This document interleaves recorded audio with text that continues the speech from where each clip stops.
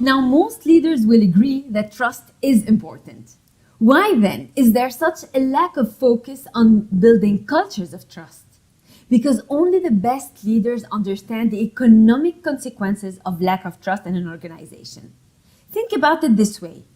When trust is low in the workplace, it places a hidden tax at every transaction. And by tax, we mean that both the cost and time for everything, for communication, for interaction, strategy, decision, escalate for things to get done. By contrast, individuals and organizations that have earned and operate with high trust experience the opposite of a tax, a dividend. A dividend that is like a performance multiplier, enabling them to succeed in their communications, their interactions, decisions, and to move with incredible speed.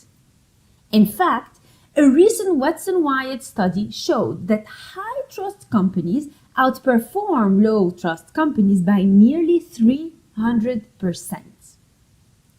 Trust needs to be built intentionally and explicitly by leaders for organizations to reap trust dividends. Let's hear again from Tom.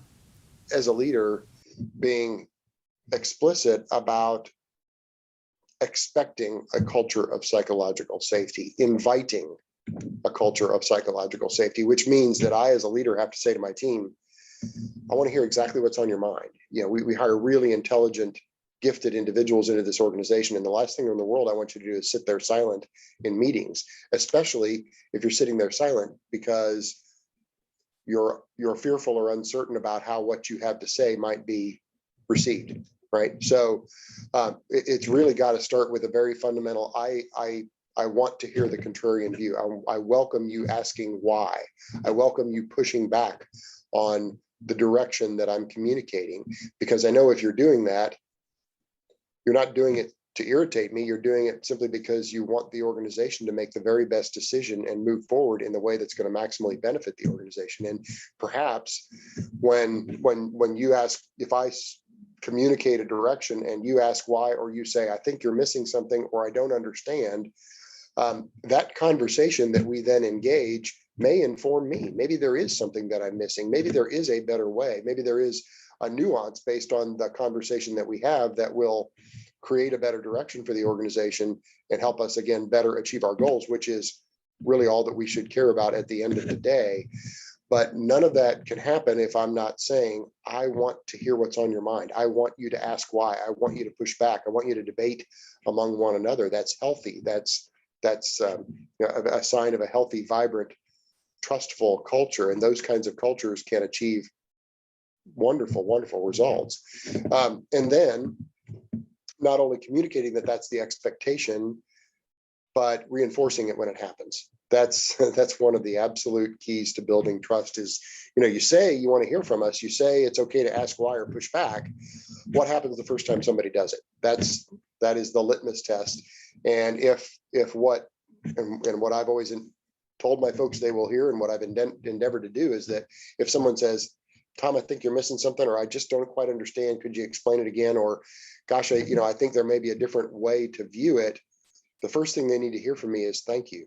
Thank you for trusting me and trusting the culture that we're developing enough to speak up and speak your mind and ask why or push back. Thank you for doing that. Now let's have an honest discussion about your concern, your point of view, et cetera. And then let's reconcile that. Either you convince me and that I need to go another direction.